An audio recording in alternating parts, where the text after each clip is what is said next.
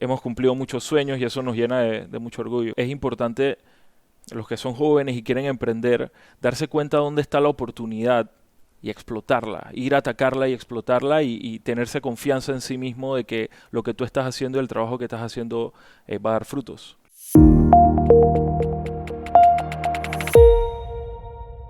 Bienvenidos todos a otro episodio más en Personal Upgrade Academy, un espacio donde semana a semana nos sentamos con invitados de todos los caminos de la vida para conocer de sus aciertos, sus fracasos, de la industria y de su historia de vida.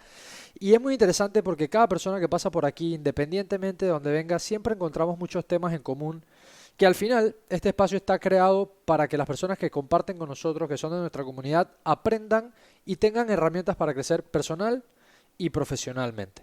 Entonces, la conversación del día de hoy, episodio número 80, número importante, estamos llegando a un episodio ya, esos números redondos me gusta cuando llegamos ahí, episodio número 80, es una conversa que sé que va a ser muy entretenida, es una conversa que también viene centrada, o sea, va a tener siempre, todas las conversas tienen como un tema central, un núcleo, y este va a ser un tema que personalmente también me apasiona muchísimo y obviamente la persona que se va a sentar aquí también lo lleva casi que tatuado en la piel y es un tema muy pasional, aparte de ser creo que muy afortunado de trabajar en esta industria, pero luego escucharemos de ello.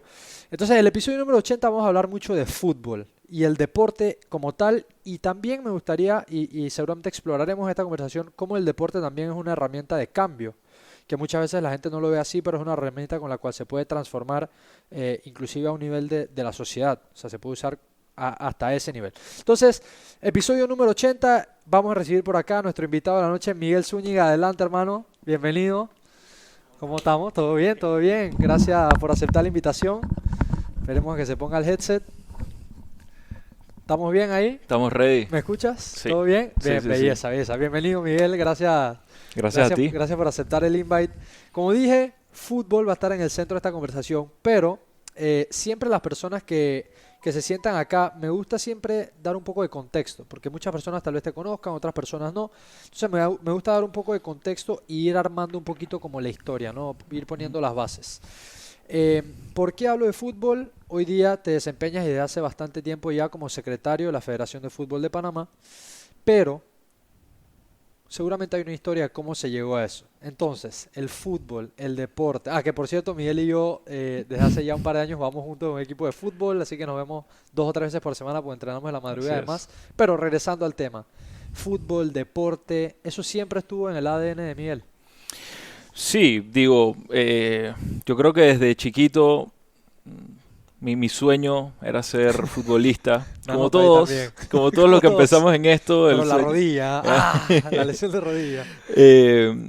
Pero rápidamente me di cuenta de que no iba a poder ser jugador profesional. Creo que uno se da cuenta a cierta edad que ya, que ya los demás están un poquito mejor que tú y que eso no va a ser lo tuyo. Okay.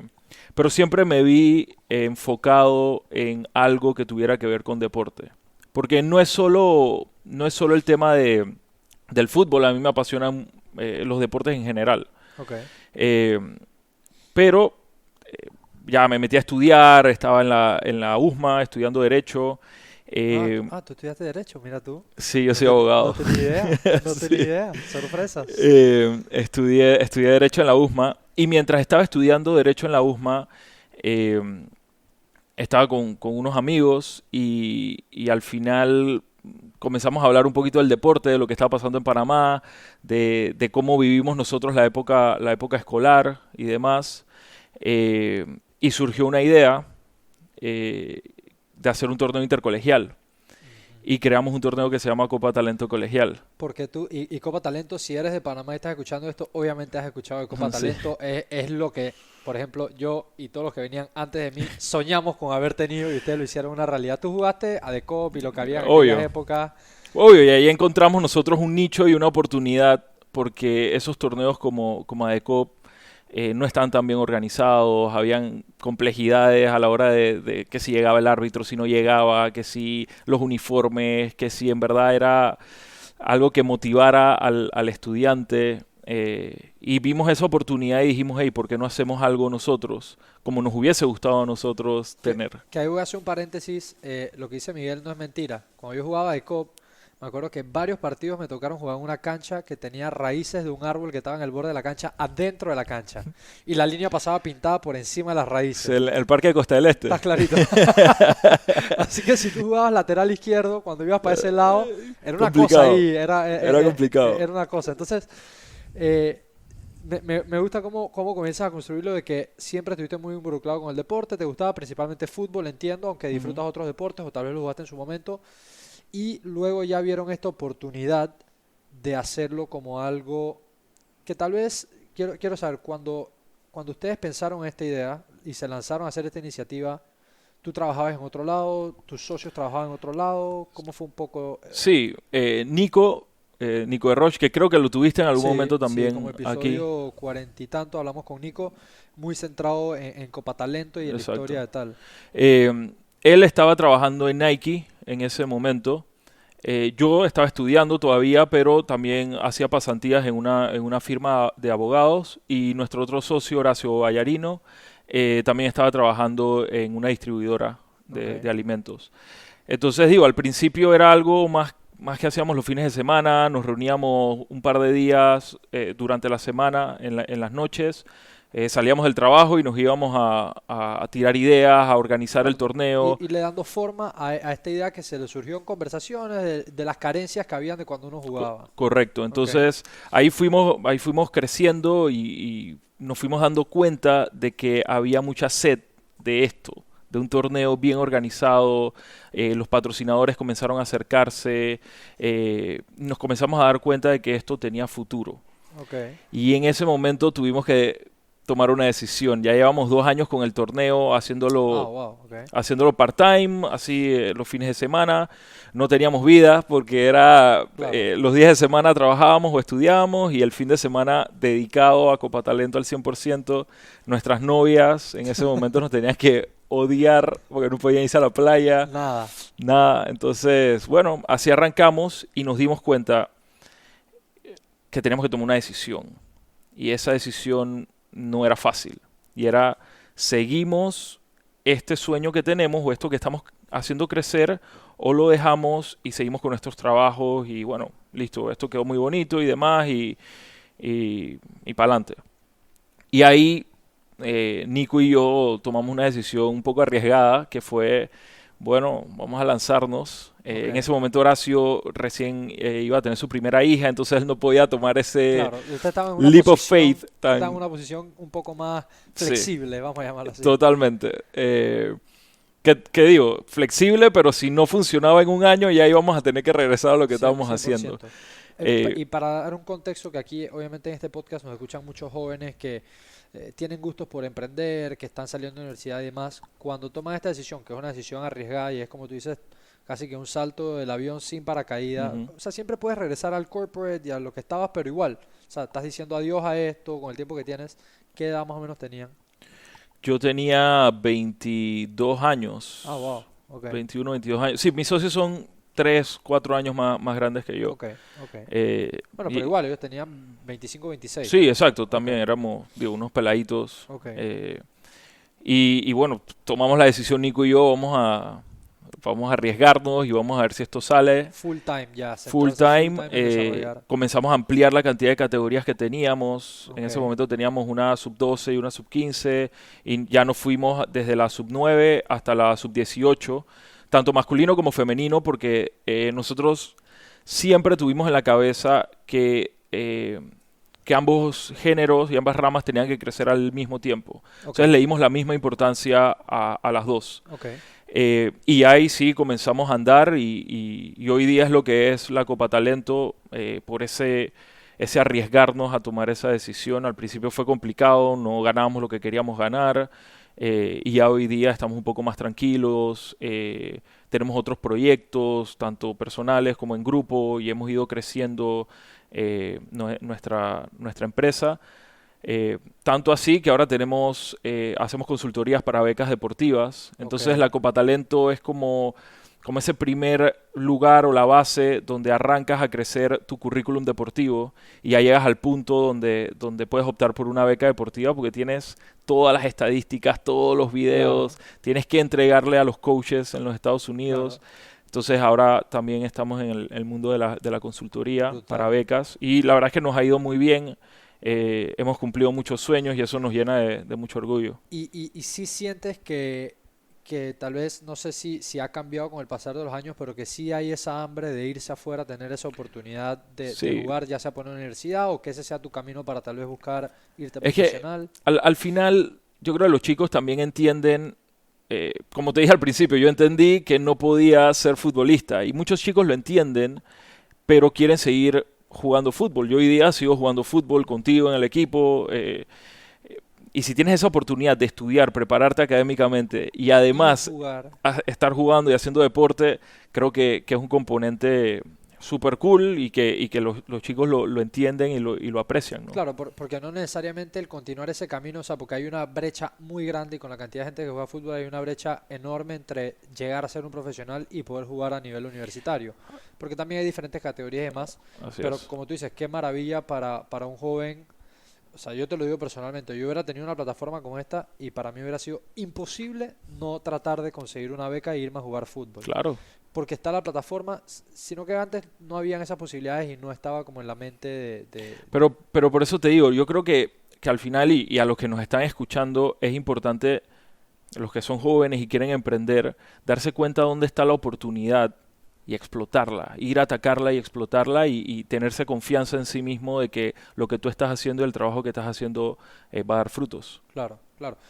Y asumir ese riesgo, o sea, ese riesgo también se asume con mucha responsabilidad, ¿no? O sea, Total. si vas a hacer ese salto al vacío, tienes que tener algo.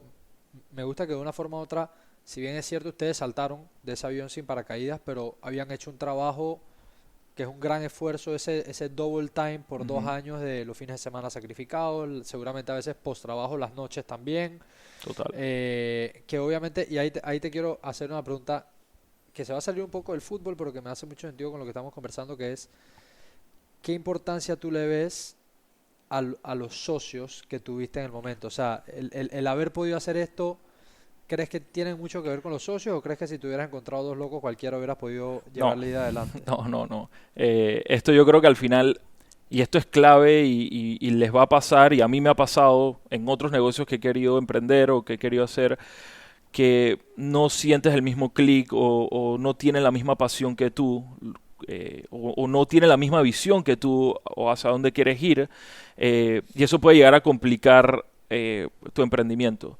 Nosotros siempre supimos lo que queríamos hacer. Los tres somos extremadamente trabajadores, nos apasiona esto. Han habido momentos donde otras personas se han involucrado dentro de nuestro proyecto, que le hemos dado ciertas oportunidades y no tienen esa pasión y no dan esa milla extra y eso al final termina por dañar un poquito tus ideas y lo que quieres conseguir. Entonces, la parte de los socios es mega importante, mega importante. Y en mi caso, mi relación con Nico es una relación de amistad, sí, pero sobre todo es una relación profesional de que somos socios y demás, pero mi relación con Horacio es diferente porque Horacio es mi primo y Horacio es familia. Ok, Y ok. una de las primeras cosas que nosotros dijimos cuando estábamos a punto de iniciar esto fue, hey, vamos a estar en desacuerdo en muchas cosas y nos vamos a discutir y vamos a tener nuestros encontrones, pero una cosa es el negocio y otra cosa es la familia. Importante Y trazar por esa 10 línea, años hemos manejado esa relación muy, muy bien. claro. Tenemos momentos donde hey, estamos en desacuerdo en ciertas cosas, nos los decimos ahí, nos decimos, nos podemos decir de todo, y a los 15 minutos se acabó la reunión y ya estamos hablando de otras cosas y ya Ok, estamos como... Y ok. esa madurez es importante también, sobre todo cuando tienes negocios con familia, Sí, es muy importante. o con amigos de toda la vida, que también son como esa familia elegida, ¿no? O sea, cualquiera de estas Así es. dos, me gusta eso que dices de saber trazar esa línea entre lo profesional, que obviamente te voy a tratar como a un socio, o sea, tú tienes Ujú. tus responsabilidades y espero que las cumplas, yo tengo las mías y tú esperas que yo las cumpla, pero trazamos la línea porque obviamente, y si más si es familia, obviamente hay ese vínculo que lo vas a tener que ver en la cena, o sea, hay Total. esa dinámica, pero está bueno que de una forma u otra eh, tener ese nivel de madurez para hablarlo previo, que creo que también es importante esas conversaciones previas hay, que no sea una sorpresa. Es que yo creo que ya seas que sea familia o que sea el socio nuevo que vas a tener y que lo conoces hace poco o lo que sea, siempre es bueno hablar claro desde el inicio de cuáles son tus sueños, de cómo tú ves esta empresa creciendo o este emprendimiento creciendo, qué es lo que te gusta, qué es lo que no te gusta, qué te puede molestar, qué no te puede molestar. Porque mientras vas caminando, vas tal vez agarrando un poquito de no me gustó esto que hizo y te lo vas guardando y te lo vas guardando y te lo vas guardando y llega un momento en que se convierte en algo mucho más grande y es bueno hablar las cosas de frente y rápido Claro, para claro. despejarlo y seguir echando Sí, para adelante. y eso que dijiste de hablarlo rápido y ser muy directo, yo ahorita mismo estoy formando parte de una aceleradora que se llama EO, que se llama Entrepreneurs Organization. Y ellos, como en el código de sus grupos o de sus sí, los diferentes comités que tú armas con las diferentes personas que están en la aceleradora tienen una de las reglas que se llama Get Naked Fast, que es como que tú llegas a esas reuniones, no conoces a la gente, pero quitémonos, o sea, vayamos directo al grano, hablemos las cosas como son. Obviamente hay mucho tema de confidencialidad y demás, pero es como que no esperemos a la reunión 5 6 7 8 decir, ah, pero es que esto, no. Tráeme las cosas como son, los facts desde el minuto uno y de ahí partimos. Eso es importantísimo, Y que creo importantísimo. que muchas veces cuesta tener esas conversaciones difíciles o las quieres postergar. Entonces es importante esa parte. Entonces, regresando a la línea por donde íbamos en antes, cuando ustedes crean Copa Talento, tú te dedicas a esto 100%, ¿verdad? Tú estás aquí metido 100%. Y hoy día, como mencioné, llevas varios años trabajando también en la Federación de Fútbol Panameña, Ok, que eso tiene un componente público, total. que trabajar del lado público es complejo, tiene sus temas, obviamente también tiene un propósito creo que muy grande que es que el deporte entonces lo comienzas a ver ya como un poco más social, que también Sí, por supuesto lo puedes ver del lado privado, sé que Copa Talento tiene un aspecto social también muy también. fuerte, pero entonces el lado público también es interesante. Aquí que Carlos también graba su podcast con Pepe, él trabajó también en Pan Deportes y demás. Y sé que tiene sus cosas interesantes, vamos a llamarlo así, el Mira, trabajar de ese l- lado.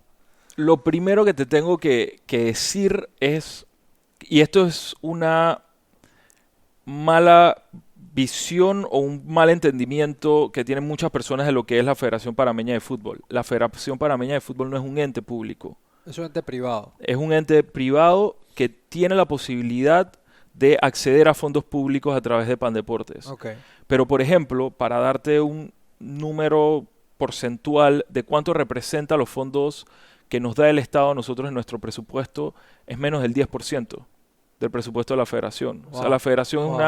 la Federación Panameña de Fútbol, no puedo hablar por las demás federaciones porque desconozco, pero la Federación Panameña de Fútbol es bastante autosuficiente. Claro, es autónoma, entonces en Sí, esa relación es no interesante. depende realmente de que el Estado te dé o no dinero. Ok, Por supuesto que es ok, importante porque ayuda a los eventos que tienes, viajes que pueda tener alguna selección, compromisos internacionales, preparaciones, etcétera. Pero sí es importante hacer esa distinción porque muchas personas piensan que la federación es un ente público. claro, Y le claro. echan también la culpa a Interesante. Nito de lo que pasa acá. Ok, ok, eso es interesante tomarlo en consideración. Sí, Entonces, son realmente un ente autónomo que comparten ciertas responsabilidades con el lado, exacto. con el sector público. Obviamente se apalancan de ciertos recursos, pero no sabía esa relación. O sea que realmente es una empresa privada, pues o sea, se maneja Sí. como tal. Eh, entonces, quiero entender un poquito cómo, obviamente, vienes del deporte, estás involucrado con fútbol, con Copa Talento y demás. O sea, cuéntame un poco qué pasa dentro de la federación, eso es, se Mira, vota, no te, se vota, tú te- te postulas, o sea, te voy a explicar cómo fue en mi caso el proceso para entrar a la federación. Yo me gradué de abogado en la USMA y me fui a tomar una maestría en España por un año en Madrid. En ese momento le dije a mis socios, hey, me salió esta oportunidad, yo creo que es una oportunidad también para hacernos crecer a nosotros, expandir un poquito más los conocimientos, consumir un poquito lo que se vive en otros países, sobre todo en países donde el sí, deporte la es algo cuna del tan fútbol. importante. O sea, y el mundo del fútbol es una industria que representa un montón del PIB interno de España. Entonces, era una oportunidad buena. fui allá, tomé una maestría en Derecho Deportivo en la Universidad Europea de Madrid. Aprendí Derecho muchísimo. deportivo. Derecho deportivo, sí. Ok, Una ok, especialidad, así ok, como hay derecho brutal. comercial, Claro, derecho brutal. penal.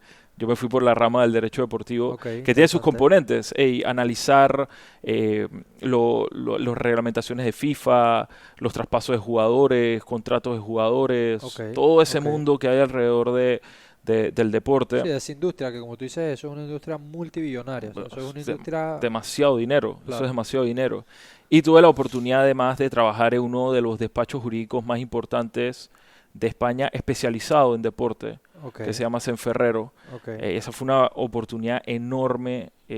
No te puedo explicar lo que yo estaba viendo en ese momento. Yo estaba viendo contratos de los mejores jugadores del mundo. Estaba Wow, qué viendo experiencia. las inversiones que hacían esos jugadores o esos entrenadores. Ok, Y es súper interesante porque te das cuenta que el mundo del deporte no es solo jugar, sino que ya ha llegado al nivel en el que esos jugadores que generan muchísimo dinero lo están invirtiendo en miles de cosas, de restaurantes, hoteles, claro. petróleo, lo que Se- te se- puedas imaginar. Seguramente has escuchado o has leído, no sé, un libro que se llama Soccernomics. Sí, pero lo he ¿Lo escuchado. has Sí, escuchado? no, Bueno, no lo he leído, no he tenido la oportunidad. súper interesante y es esto que mencionas, ¿no? Que el fútbol va tanto más allá de la pelota rodando y los 22 jugadores dentro de la cancha de Total. lo que uno conoce.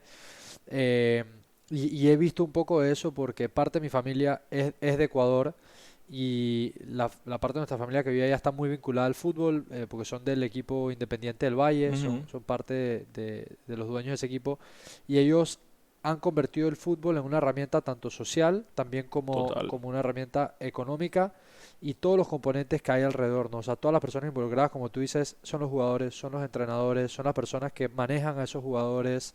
Entonces comienza a crear un ecosistema así enorme que va mucho más allá de lo que uno Sí. piensa Eh, que es el fútbol. es así. Y bueno, en ese andar, la verdad es que quedé emocionado con lo que estaba viendo y nuevamente dije, aquí hay una oportunidad en Panamá también de hacer crecer ciertas cosas que vi. Regresé a Panamá, feliz de haberme graduado, la graduación en el Bernabéu, un espectáculo súper cool. Brutal. Eh, y, y Qué re- edad tenías aquí? ya tenía 27 años. Ok, ok, 27 años, sí. ok.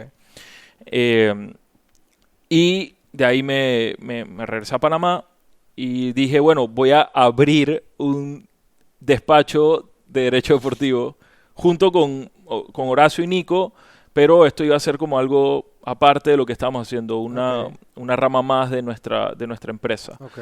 Eh, y comencé a trabajar, ayudé a algunos clubes aquí en Panamá como a estructurarse en temas de reglamentaciones, temas de contratos y demás, hasta que un día que estaba almorzando con mi esposa, me llama un número desconocido, lo contesto y era el presidente de la federación, Manuel Arias, Ajá, y me dice, oye Miguel, no me conoces, yo no lo conocía a él, nunca había hablado con él, no tenía ningún tipo de relación, sabía quién era porque era el claro. presidente del Chorrillo, o sea, uno sabe en el mundo del fútbol.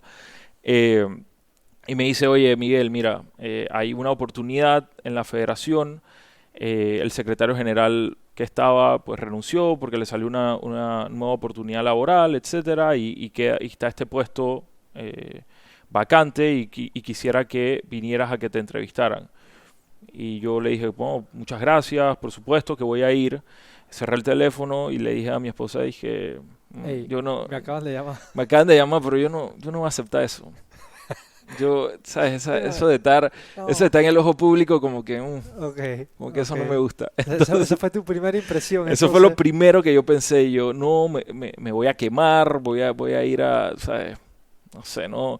En ese momento no estaba pensando como que muy claro, pero Ok, obviamente quería ir a escuchar. No dije que no de una vez porque ok, al final eso no es una oportunidad que se presenta todos los días, ¿no? claro. O sea que por lo menos te ibas a presentar, Me pero iba a presentar. tenías en el fondo eso que te decías como mm, que, como que no voy a agarrar esto. ok, ok, Eh, ok, pero mi esposa sí me dijo, y mis suegros también me dijeron, oye, esta oportunidad, ¿sabes? Puede que sea una en la vida. claro, Una vez en la vida, ese tren tal vez no pase dos veces. totalmente. Entonces, digo, hey, si estás ahí un mes, 2 meses, 3 meses y no te gustó, bueno, y Te no vas. sientes que funciona para ti eso, o es un nivel de presión muy alto, lo que sea, pues, sabes, te vas, pero tuviste la oportunidad o sea, me presenté a la entrevista con el tesorero y el subtesorero de la federación. Ellos me hicieron una serie de preguntas, fui contestando. Habían otras personas que también se estaban postulando para ese puesto. Ok. Pero ese puesto no es un puesto de votación per se, eso es un puesto que elige la junta directiva de la federación. O sea, Ok. nadie tiene que votar por mí ni nada, simplemente Ok. deciden, hey, esta es la persona que queremos y ya. Pues mi puesto no es un puesto político, es un puesto administrativo. O sea, Sí. no es parte Sí. de la estructura de los clubes y de las ligas provinciales que votan por el presidente y la junta directiva cada Ok. 4 años. En mi Ok. caso es una posición administrativa como si fuera el gerente general de una empresa. Claro. Y bueno, al pasar de los días me llamaron y me dijeron bueno, que había obtenido el puesto. Y yo dije, perfecto, bueno, voy a entrar. Voy a entrar a ver, voy a entrar a ver ¿Qué es esta vaina en lo que me estoy metiendo? qué es esto en el que me estoy metiendo. Y no te voy a mentir, las primeras 3 semanas me la pasé con dolor de estómago. Estaba nervioso. Dije, man, esta vaina es demasiado. Ok. Todo el mundo me explicaba un montón de cosas. Todo el mundo me quería decir, esto se hace así, esto se hace así. Qué locura. Qué Y locura. entonces no era como que yo estaba llegando a un lugar que estaba empezando, porque esto ya habían pasado 4 meses de la administración, que Manuel recién o sea, Ok. comenzaba como presidente Ok. de la federación. Entonces no era como que yo estaba agarrando el toro desde el inicio, sino que lo Claro. agarré ahí en Ya la... el 30 va andando Ya, ya. ya el tren estaba andando y me metí allá adentro. Pero llevo 2 años, ya voy para 3 años ahí y la verdad es que siento que hemos hecho cosas muy importantes. Casi un reto, sin duda el reto más grande de mi vida. Ok. Probablemente lo Ok. sea, dije, por mucho tiempo.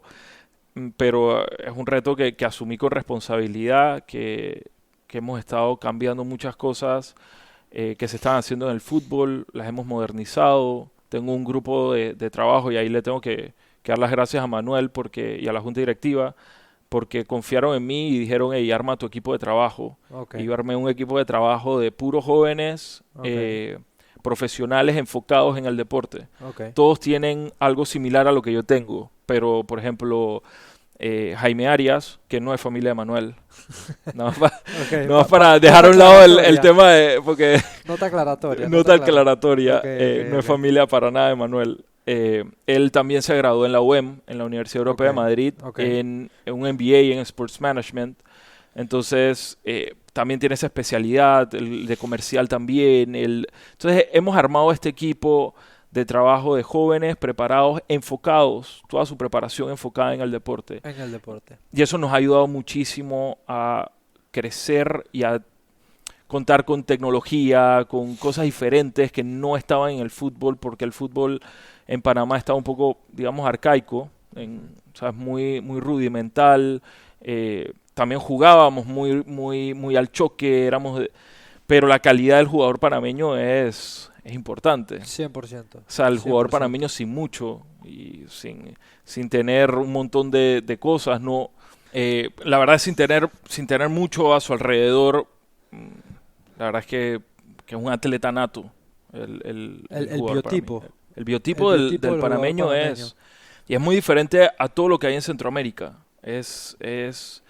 Tiene calidad, tiene fuerza, tiene potencia, tiene velocidad. Entonces tiene un biotipo que está listo para ser explotado a un nivel mucho mayor. Y yo creo que nos estábamos quedando un poco estancados en nuestra forma de jugar y no estábamos potenciando eso. Claro, o Somos sea, un equipo defensivo que buscaba la contra, generar peligro. Y está bien, hay equipos que juegan así, pero nosotros creíamos y creemos todavía que Panamá tiene para hacer algo más. ok. Algo más, Ok.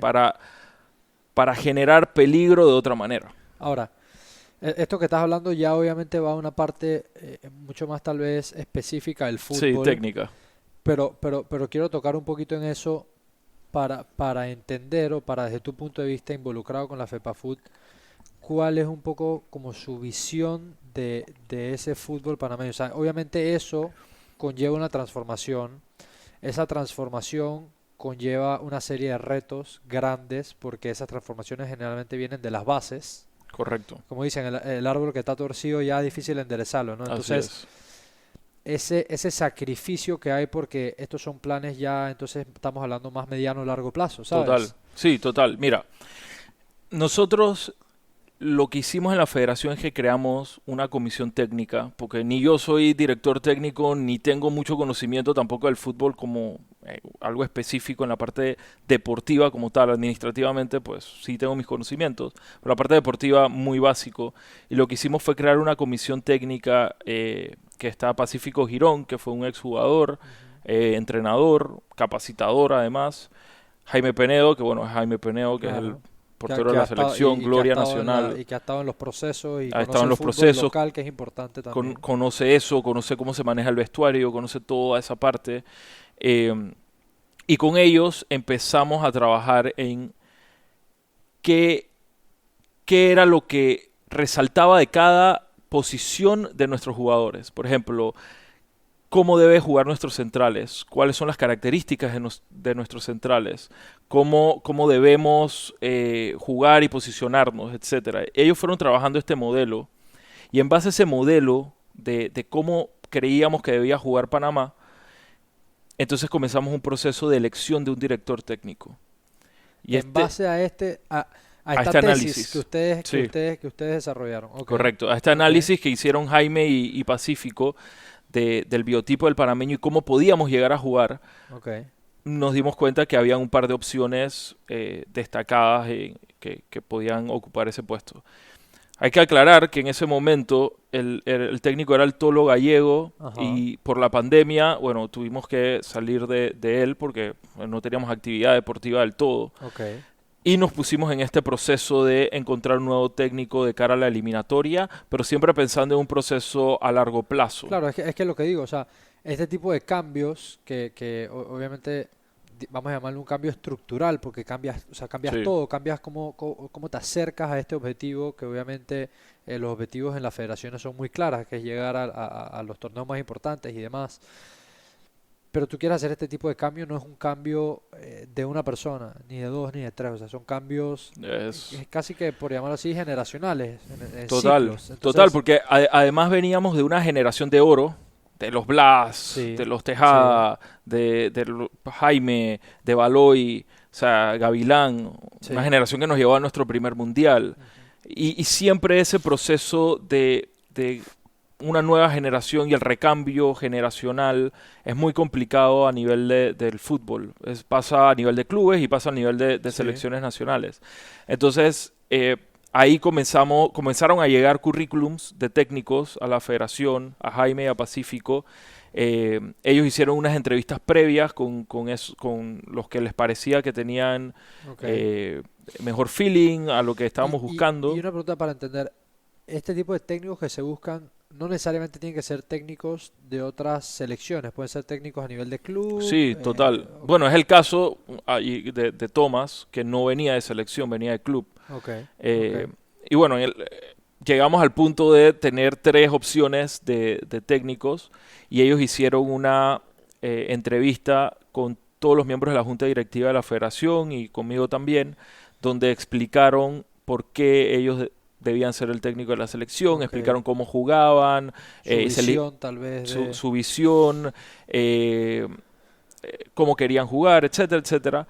Y se les hicieron preguntas y al final, bueno, se escogió a Thomas Christiansen, que la verdad es que ha hecho un trabajo en lo que es el relevo generacional, un trabajo muy importante, porque nadie pensaba en ese momento que nosotros íbamos a tener ni siquiera posibilidades de entrar en el octagonal. 100%. Yo estoy montado en la Tomaceta, profe, en todas las cámaras, móntense en la Tomaceta. Yo creo, Pero, y sé que ha sido, y obviamente en ese ojo público que tú mencionas, tanto como tú hablando de que no querías estar, o sea, creo que todo lo vinculado a la selección tiene fanatismo, tanto del lado bueno como del lado malo. sí, Entonces sé que hay gente que ve todo lo malo y hay gente que ve todo lo bueno, pero personalmente, aprovechando que estamos hablando del tema, yo creo que viéndolo como se debe ver, como una transición de mediano a largo plazo, el trabajo ha sido increíble. Aprovecho para decírtelo a ti que estás aquí y a todo el equipo si lo están Gracias. escuchando y demás. O sea, es primera vez, y sé que hay demasiada gente que siente así igual, es primera vez que vemos un Panamá jugar diferente. Entonces, Estoy de acuerdo y gracias por las palabras. Creo que, como te dije, es un trabajo que se ha logrado con un equipo profesional, diferente, que tiene una visión y una misión bien clara. Pero bueno, yo creo que al final lo de Thomas también te deja ver o te enseña que los procesos, crear procesos es bueno, crear estructuras también es bueno. Nosotros hicimos esto de un proceso para elegir al técnico que nunca había ocurrido en la historia del fútbol panameño. Normalmente, bueno, me gusta este técnico fue exitoso, mira, Bolillo ha llevado a tantas selecciones a los mundiales, vamos a tráelo traerlo, para acá. y bueno, nos llevó al mundial, cumplió con el objetivo. Pero en esta oportunidad hicimos un análisis previo y luego hicimos la escogencia, etcétera, y creo que ha funcionado. Y este tipo de modelos siento que llegó para quedarse en la federación Ok. y que va a ser utilizado cuando vayan a buscar a otro nuevo técnico, otra nueva administración. Creo que ya queda bien establecido los procesos que se pueden seguir. Eso también es importante porque ayuda a que disminuya la improvisación. Sí, Eh, y a darle continuidad a los proyectos que creo Correcto. que eh, a veces, tanto en empresas privadas, en el sector público y demás, las cosas que más truncan una iniciativa es la falta de continuidad. Así es. Es agarrar el manual, tirarlo a la basura y yo quería hacer mi propio manual. Y eso casualmente pasa mucho a nivel de gobierno. 100%. Los gobiernos llegó este partido y saco a todos los que estaban antes y meto a nuevos. Y la vaina que iba a la mitad quedó a la mitad, la que iba al 80% Exacto, quedó al 80%, la que estaba exacto. en el 5 quedó en el 5. O sea, es terrible, pero creo fielmente en los procesos que tienen una estructura, en los cuales estamos dispuestos a hacer un sacrificio por un tiempo, Así es. con un bien mayor a largo Mira, plazo. sinceramente, o sea, no se nos ha dado los resultados que nosotros esperábamos, no solo a nivel de mayor, sino en categorías inferiores también, pero sentimos que hemos hecho un trabajo que va a dar sus frutos en el futuro no muy lejano. O sea, en 3 años yo creo que vamos a tener no solo una selección mayor todavía siendo más competitiva y compitiendo contra todos. En esta eliminatoria por primera vez le ganamos a Estados Unidos, Ujú. nunca había pasado antes. Eh, entonces creo que estamos trabajando en algo que sus frutos se van a ver más adelante. Sí. Y aparte esta selección tiene al Coco Carrasquilla. Coco, grande Coco. Qué locura. La verdad Qué que, locura el Coco. y un Qué locura. tipazo. En No, verdad, mira, debe serlo. Se ve como... Yo trabajé con Coco a través de Fitwave cuando él todavía ajá, trabajaba en el Tauro y le hicimos todas las pruebas psicológicas y demás para su perfil de conciencia, no sé qué. Muy, o sea, se ve un tipo respetuoso, centrado, total. que muchas veces creo que, y creo que también es mucho del contexto. Y entonces aquí hay dos preguntas que quiero hacer aprovechando Ujú, que me fui por esta línea. Uno es, este tipo de transformaciones que están haciendo y que quieren hacer en el fútbol, como dije, están muy ligadas a las bases. sí. Entonces, Cristian, el profe, vinculado a la selección mayor, ¿cómo es su relación o cómo es su interés, tú que le conoces o que has trabajado con él, con ese tema del fútbol de No, bases? para él es demasiado importante. Para la federación es demasiado importante. Casualmente, mañana está saliendo una gira por el interior del país. Ok, Va a ir a Bocas del Toro, Chiriquí Occidente y Chiriquí ok, a ver ok. jugadores para la categoría sub-17, Oh, a conversar con técnicos que más adelante van a formar una red de scouts para la federación que van a tener que reportarle directamente al departamento de selecciones de la federación. Entonces ahora estamos muy enfocados en este impasse en el que no hay temas de selecciones masculinas. Estamos muy enfocados en la parte del fútbol base, de llevar conocimientos a las provincias, de fortalecer nuestras licencias de entrenadores, ok, que hemos empezado con una licencia D y ahora vamos a ir creciendo ok, este año la C y el próximo año ya la B, la A y la Pro. ok. Entonces creo que es muy importante eso porque al final cuando tú eres técnico de la mayor tú recibes un producto que en teoría ya debería estar listo para jugar y para competir. Y hay muchas veces que a nivel de categoría sub-20 o categoría sub-17 llegan jugadores que todavía no tienen la base y es muy difícil ya a esas edades explicarles Claro, cómo claro. debe funcionar o un pase orientado o que presten atención porque se pierden, Sí, se distraen, que también es un tema, y nada más un paréntesis, es un tema que también tiene que ver con educación en 100%. general. O sea, si tú tienes un país más educado, el jugador de fútbol también va a prestar más atención 100%. y va a poder aplicar lo que le están transmitiendo en la cancha.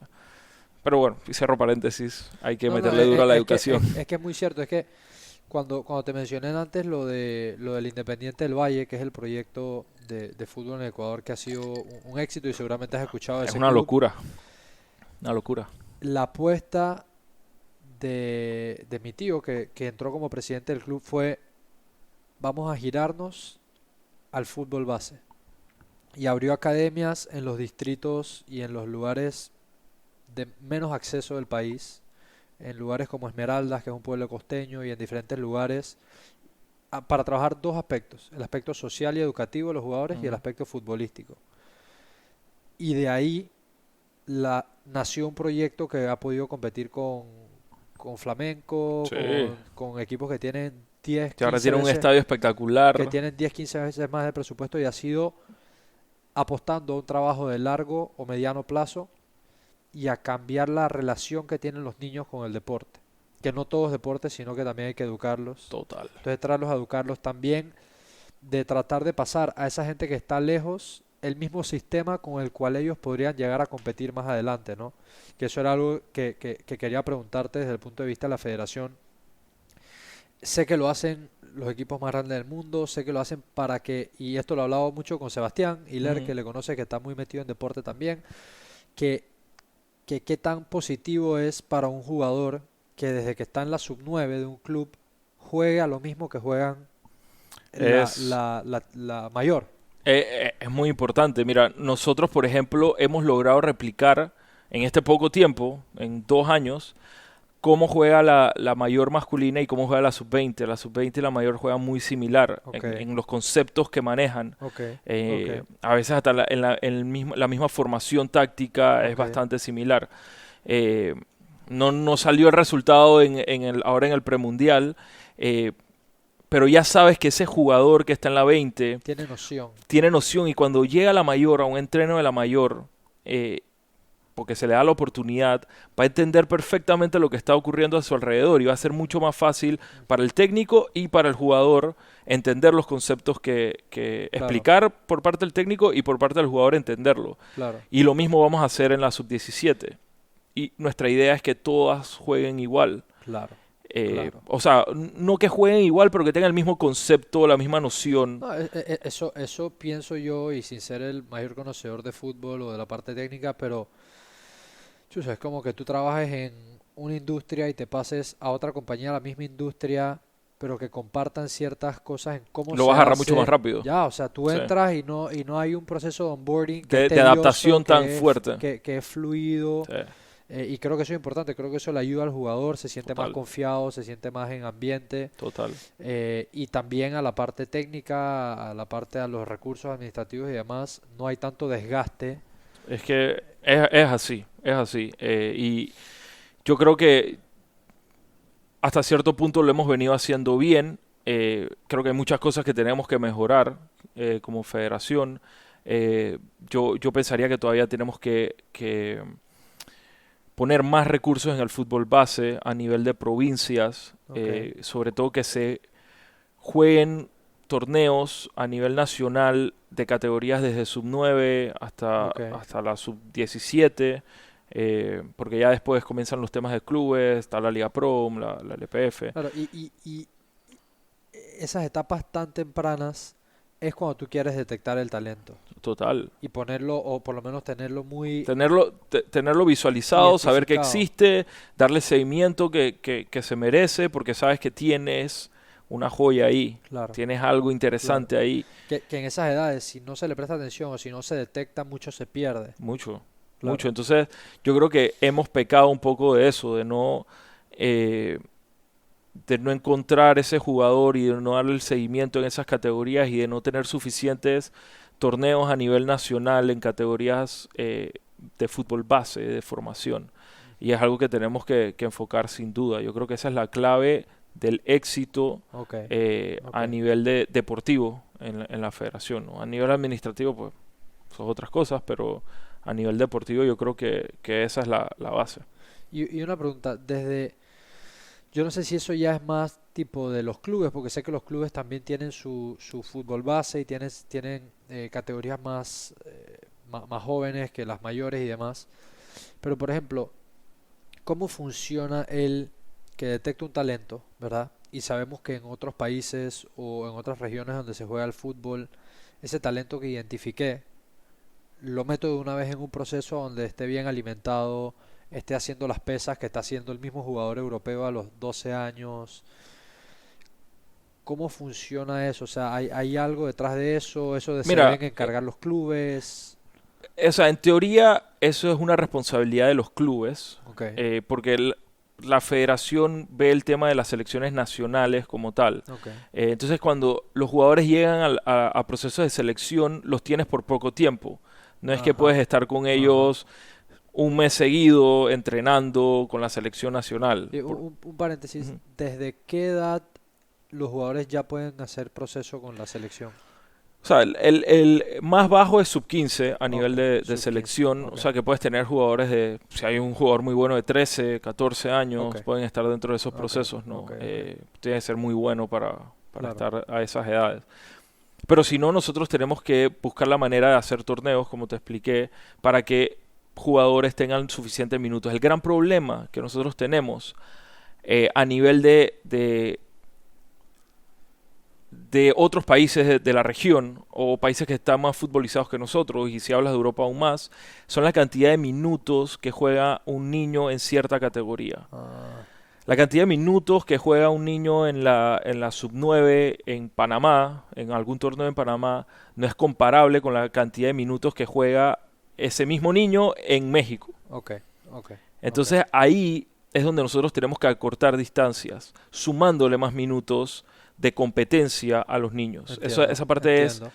súper importante y hacia allá es donde tenemos que ir. Por eso te mencionaba la importancia de hacer más torneos, porque necesitamos que esos niños tengan más minutos de juego, Competitivos. competitivos, Claro, por supuesto. O ok. sea, esa parte es esencial y es una visión que tenemos bastante clara. Ok, entonces hay una relación muy estrecha, entonces entiendo, entre esa parte privada, que son los clubes y que pertenecen, bueno, ahora a la mayor aquí o a la liga principal, y ahora está también Liga Prom, que entiendo ahora tiene como una Sí, una una limitante de edad. distinción de edad. Sí, Entonces, sí, claramente hay una relación muy estrecha entre lo que está pasando en los clubes total. y lo que luego se aspira Tiene a. que ser así, Claro, y a lo que luego se aspira, que creo que todo niño que juega en un club aspira algún día a ponerse esa camiseta de, sin de- duda. de la selección, ¿no? Ese es el Sin sueño duda, de. o sea, eso es un sueño. La verdad es que te lo digo, vivir la experiencia de estar ahí en concentraciones, en viajes, vivir con los jugadores, o sea, conversar con ellos, compartir con ellos, estar cerca de ellos eh, y ver cómo se esfuerzan y cómo sudan y viven eso, te hace todavía tener como este feeling patriótico Sí, sí, en una potencia no, sí, loquísima porque todavía sientes más cuando pierdes, sientes más cuando ganas, porque estás con ellos, los vives, lo ves.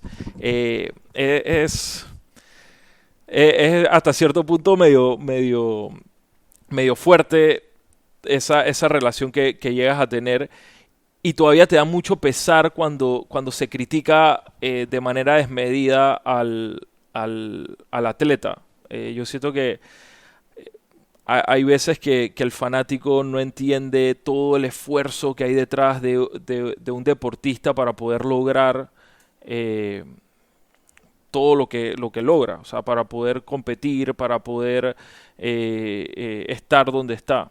Y a veces yo creo que al fanático se le va un poquito, y a mí me pasó cuando estaba del otro lado, me pasó que yo decía, "Chole, pero ¿por qué este man no corre? O ¿por qué este man, no, este man, no, hombre, no sirve o lo que sea. O sea, esas cosas que a veces el fanático, yo creo que dentro de la pasión expresa, pero que llega al jugador y que hasta cierto punto le afecta, ¿no? No, Ese, yo pienso que lo que tú acabas de decir, verlo así de una forma tan íntima, son, no sé, humana. sí, o sea, una forma muy, muy cercana que, o sea, uno los ve y desde afuera es tan fácil decir esto y Sí. lo otro y lo otro. Y que este man, ¿por qué no controló así? Metió ese pase allá así. O ¿Qué sea, le ¿cómo la pasa? bota, loco? ¿Cómo la bota? Dale, ve y tú ya es Sí, eso sí. mismo, pues. No, no, entonces, Tú ya es o eso sea, mismo. desde fuera es tan fácil verlo o tan fácil hablar, pero creo que de una manera, como tú dices, humana o íntima, tener esto en consideración, que siempre me ha volado la cabeza. Vamos a usar números redondos. Hay 1000 niños que juegan fútbol y hay 10 que entran en la selección, ¿verdad? Vamos a poner un número redondo para más o menos contextualizarlo. Hay 1000 niños que juegan fútbol y hay 10 que entran en la selección. Esos 10 niños, cada uno tiene una historia entre ellos distinta. Cada uno de ellos tuvo un camino distinto, Ujú. pero sin embargo los tuvo que unir y los une la disciplina, el sobrellevar los obstáculos. Entonces también conocer, y esa oportunidad que tú tienes me parece increíble de estos que en realidad son héroes para una gran parte de los panameños, o por lo menos los que amamos el fútbol, son los que nos representan, son los que guerrean por nosotros, son los que nos han hecho llenar la calle 50 en las caravanas, los que nos han Así hecho es. reír, llorar, todo. Eh, entonces estoy seguro que también tú has vivido mucho esa parte de conocerles y saber los sacrificios que hay detrás de cada uno. Entonces, como tú dices, esa presión la sienten, ni Total. uno de ellos se quiere equivocar, todos ellos quieren representar al más alto nivel a su país. Entonces, esa parte muy humana creo que también te deja, y creo que es algo que viene por naturaleza con el fútbol, que es Sí. sumamente pasional, o sea, todo el mundo que está ahí No, lo vive. y el jugador entiende también de que va a ser criticado. Y al final, mira, por ejemplo, hasta cierto punto, uno cuando se equivoca, las demás personas como no lo notan, pero cuando se equivoca un jugador en una cancha de fútbol se nota. Sí, Y es sí. Y te las cuentan, y te las te las cuenta. cuentan. Entonces es todavía más complicado para ellos porque realmente toda la presión y todo el ojo está alrededor del jugador. Y casualmente por eso, por esas razones, nosotros tenemos una psicóloga Pues deportiva súper importante, en el súper equipo para importante. manejar ese tipo de presión que pueda surgir, porque no es fácil. Y yo creo que el jugador lo entiende, sabe que eso es parte del deporte, que te critiquen, estás en el ojo público, te van a criticar, pero también son humanos. Claro, También son humanos y también claro. sienten, ¿sabes? También, chula, me equivoqué, no, me llevaron por la banda, me hicieron esto, lo otro. eh, Ellos lo entienden y es No, complicado a y veces.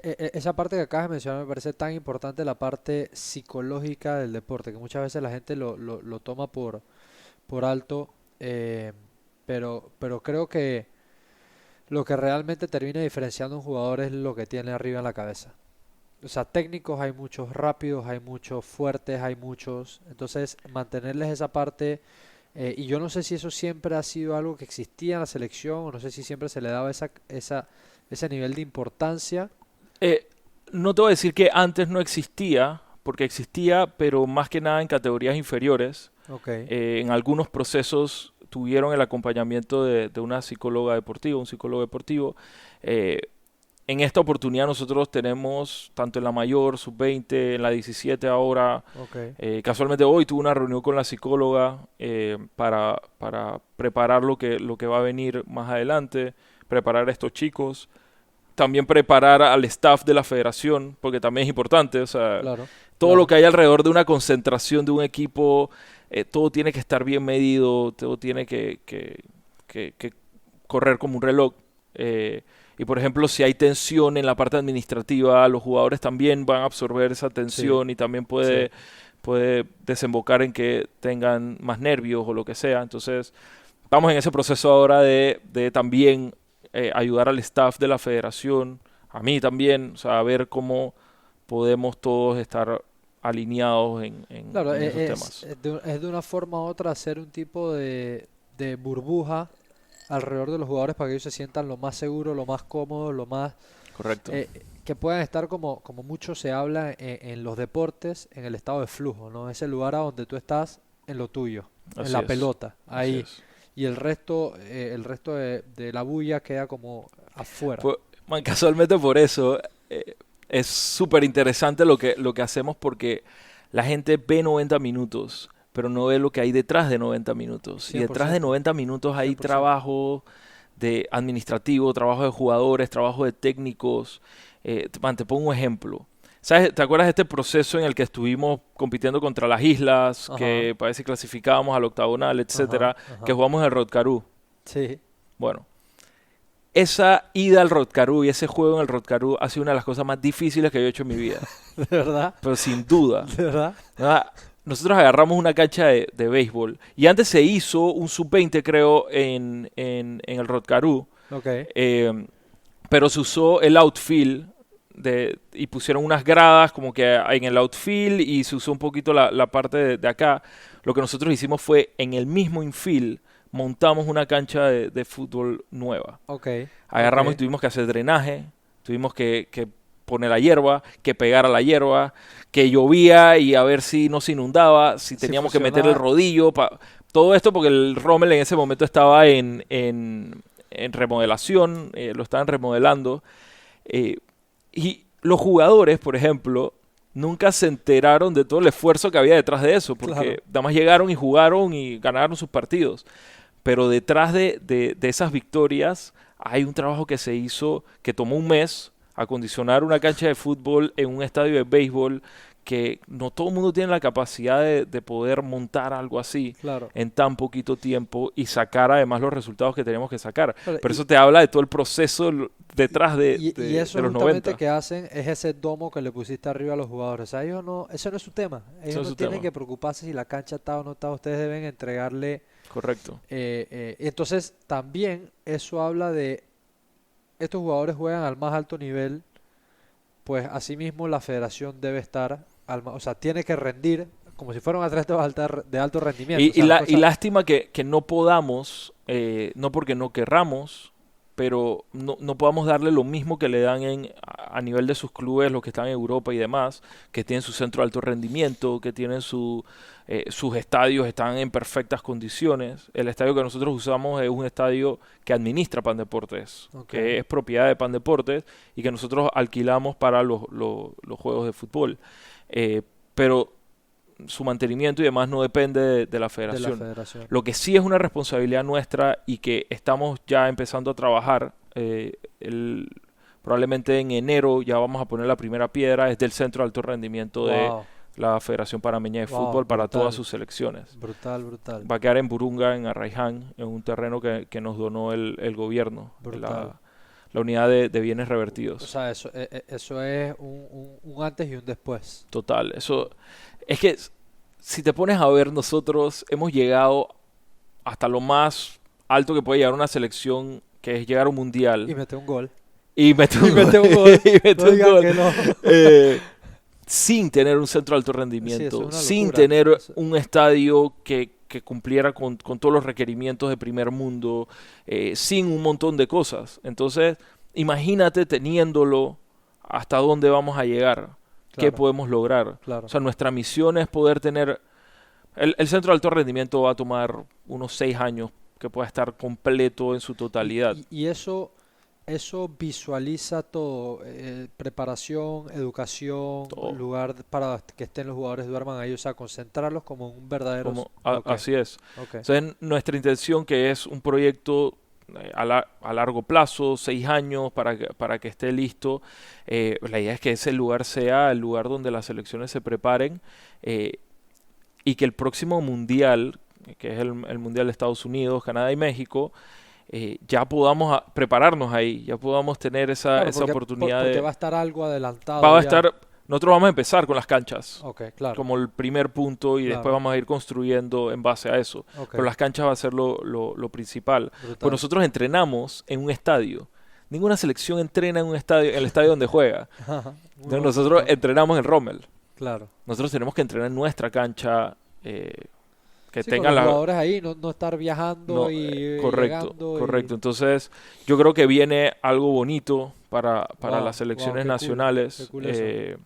y que sin duda es algo que le debemos a nuestros jugadores y al país, tener un lugar donde nuestras selecciones entrenen y se preparen y puedan competir al nivel que tienen que competir y que pueden competir, Claro, que es competir contra Estados Unidos, competir contra México, competir contra Costa Rica, poder sacar esos resultados, que no teniéndolo hemos podido sacar algunos claro. de esos Y que, resultados. y que tú, ya esto es desde un punto de vista muy personal, ¿tú crees que ese jugador panameño, y más cuando se le apoye con ese tipo de infraestructura que acabas de describir, tiene el talento para lograr eso y mucho más? Eso y muchísimo más, muchísimo más. O sea, nosotros estamos en una posición en la que estamos a nada de poder lograr grandes cosas. Y la próxima vez que nosotros clasifiquemos a un mundial y que vamos a clasificar al de Canadá y el de México y Estados Unidos trabajando y haciendo las cosas bien, nosotros vamos a ir a competir. Ok, Nosotros no vamos a ir a perder con un montón de goles o a no competir. No, nosotros vamos a ir a competir y a tratar de llegar lo más lejos que se pueda. claro. Esa tiene que ser la mentalidad porque eh, ya estamos a ese nivel y yo siento que nosotros podemos llegar a ese nivel. Claro, No podemos conformarnos con solo ir. no. Y ya eso se ve porque cada vez comienzas a ver más jugadores panameños hacia los cuales se les presta atención e interés en en fútbol más desarrollado, o sea, a nivel de club. O Total. sea, tenemos ya que hace 5 o 10 años no se veía, tenemos jugadores por todos lados en Europa, tenemos jugadores jugando en las mejores ligas de Sudamérica y de Tenemos Norteamérica, jugadores como Michael Amir, que es... o sea, jugadores clase triple A, Sí, o sea, jugadorazos. Tenemos al Coco Carrasquilla al Coco nuevamente, qué locura el Carrasquilla, Coco, monstruo. cómo juega el Coco. No, y el resto de todos los pelados que están en la selección, de verdad que, o sea, nuevamente lo vuelvo a decir, es un fútbol que no le habíamos visto a Panamá. Eh, entonces, ya llegando al final de la entrevista, ahora voy a regresar a hacer una pregunta personal, Ujú. que es una pregunta que siempre hago para cerrar los episodios y siempre me llena mucho escuchar las respuestas porque son tan distintas, pero cada una deja algo personal y tipo insightful que va muy ligado tal vez a la historia de cada quien. Y es la siguiente. Miguel Zúñiga de hoy día ha asumido una N cantidad de retos, has tenido momentos buenos, has tenido momentos Mm. malos, aciertos, errores, fracasos, victorias, de todo. Y seguramente durante tu vida personal, profesional, académica, has tenido muchos momentos de incertidumbre. Uno que hablaste es, por ejemplo, tomo la posición esta, y no, o sea, has tenido momentos de incertidumbre. Hoy día, Miguel Zúñiga, con toda la experiencia que ha recolectado, si pudieras ir atrás, es una pregunta hipotética, si pudieras ir atrás a algún momento de mucha duda e incertidumbre, pero con el conocimiento que tienes hoy día, y darle un consejo a ese Miguel más joven, ¿qué tipo de consejo le darías? No, que no tenga miedo, que no se rinda. Pero yo creo que también todo lo que te pasa eh, anteriormente, o sea, años atrás y las decisiones que tomaste, todo te convierte en la persona que llegas a ser. Entonces, yo personalmente no me arrepiento de nada de lo que hice en el pasado, porque me ha llevado a ser quien soy hoy día. Y hay veces que, mira, lo voy a hablar con sinceridad, a mí me costó mucho graduarme de la universidad, porque como tenía el proyecto de Copa Talento y tenía estas cosas, tenía como no le estaba prestando suficiente atención a mi carrera universitaria. Eh, si algo que cambiaría tal vez sería eso, pero el cambiarlo tampoco me llevaría a ser la persona que soy hoy día. O sea que ese hecho de no terminar a tiempo la universidad a tiempo me refiero en los 4 años que Claro, es la que carrera. es lo que uno Me cree que tomó debería terminar me en... tomó seis años Ok, graduarme ok. porque es que estaba con esto y era el proyecto que quería hacer y no le estaba prestando atención. Te hago una pregunta rapidito ahí. En ese lapso, esos 2 años adicionales, tal vez te presionabas mucho con el tema. Total, y estaba frustradísimo, Ok, frustradísimo porque era como... eh, mis papás estaban esperando que me graduara, mi novia, dije, hey, entonces, ¿qué está pasando? Y llegó el momento en el que me di cuenta de ya tengo que graduarme, pero me voy a graduar y voy a tratar de buscar algo que me guste. O sea, voy a tratar de que mi carrera la puedo enfocar en el deporte. Ok. Y entonces me fui, por eso agarré esa maestría Ok. en España. O sea que todo ese momento de incertidumbre, de frustraciones y demás, también me llevó al momento de decir, ok, me voy a graduar, pero me voy a enfocar en lo que realmente me gusta. Entonces, por eso te digo que no me arrepiento tampoco de que me haya tomado el tiempo que me tomó graduarme, porque me ayudó a madurar, a entender, a crecer, a tener una mente más tranquila y tomar las decisiones que tomé. Ok. Entonces, hey, yo le diría, sigue tu camino, no te rindas, no dejes atrás tus sueños, pero tampoco cambiaría nada de lo que Y hice en el pasado. lo que dijiste en un momento de esta respuesta que dijiste, dale sin miedo. O sea, Y mira, hay muchas personas que piensan que haciéndolo todo, no estoy diciendo que tienen que hacerlo de otra manera, pero no hay una sola forma de hacer las cosas. Y hay veces que se encasillan las personas en, tienes que graduarte en tanto tiempo, tienes que hacer estas cosas, tienes que tener este trabajo para poder ser exitoso. Y realmente no siempre es así. claro. Y cada cosa tiene su tiempo y cada cosa llega y no hay que frustrarse en esos momentos de incertidumbre, hay que creer en sí mismo, hay que creer que uno puede lograr las cosas que tiene en mente, y tener objetivos claros es importante, ¿no? Mi objetivo era, yo quiero hacer algo en el deporte. Me gusta. Entonces eso me llevó a donde Me estoy gusta. hoy día. Bueno, Ey, señor, monstruo. gran episodio. Muchas gracias a todos los que nos escucharon y nos vieron. Esto fue Personal Overgrade Academy, episodio número 80. Y como ya lo saben, nos vemos el próximo jueves en otro episodio más. Bless.